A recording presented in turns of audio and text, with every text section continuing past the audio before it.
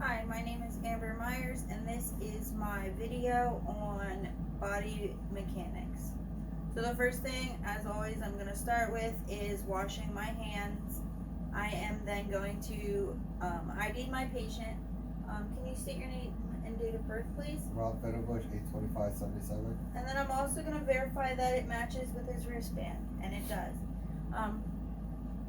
I always want to check for allergies at this point. Do you have any allergies? No. Okay. So the next thing I want to do is provide privacy to my patient by closing a door or pulling a curtain. The next thing I want to do is explaining what I'm going to be doing. Hi, Robert. I'm going to be assisting you in some different positions as well as ambulating. Is that okay? Okay. Okay. And then finally, I want to make sure that he's safe and he feels safe. You feel safe? Yes. Okay. So the first thing I'm going to do is grab another healthcare associate in order to move my patient further up in the bed. But since I don't have anyone else in the house, we're just going to make believe. So the second thing I want to do is I want to make sure that I'm directing my partner so that we're both on the same page.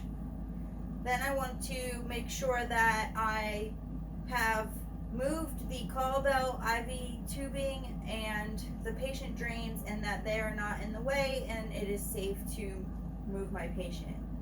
The next thing I want to do is put a transfer blanket underneath my patient, and using a partner, we want to make sure we have a pillow at the headboard so he doesn't hurt his head. And we are just going to grab the transfer blanket and move him up in the bed. The next thing I want to do is place my patient in the supine position. So for this position, he is already on his back. So I want to take 4 pillows, place one under his head. I want to place one under this arm.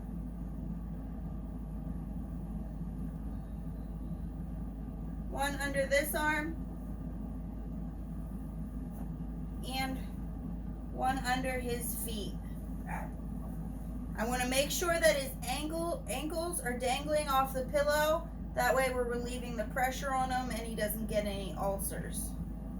The next thing I want to do is move my patient into the lateral position. I'm going to take your pillows. For this position, I'm going to move my patient's arm out of the way so that he doesn't lay on it. And then I'm going to assist to move him on his side. I want to make sure that this leg is at a straight angle with his body. Can you not do that? What am I doing? This leg should be. Okay. No, they can't be on top of each other.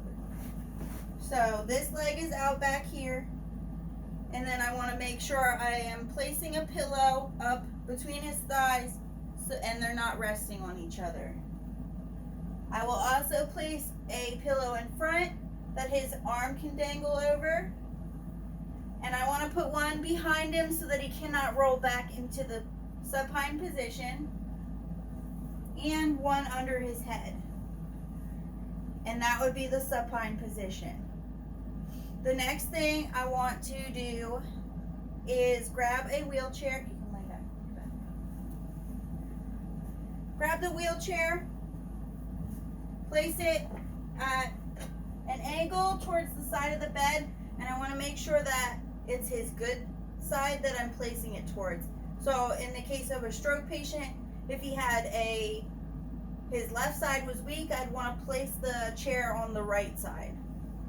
The next thing I'm going to do is make sure that I have my gait belt available, and I'm going to lift the patient into a sitting position. Have you twist your legs to here, and I'm going to make sure I have a hold of my patient, and if they feel like they're going to pass out, we're going to lay them back down. You feeling okay? No lightheaded dizziness? No. Okay. I'm going to place my gait belt on my patient. to make sure that I have an extra grip in case he would fall, especially in high-risk patients.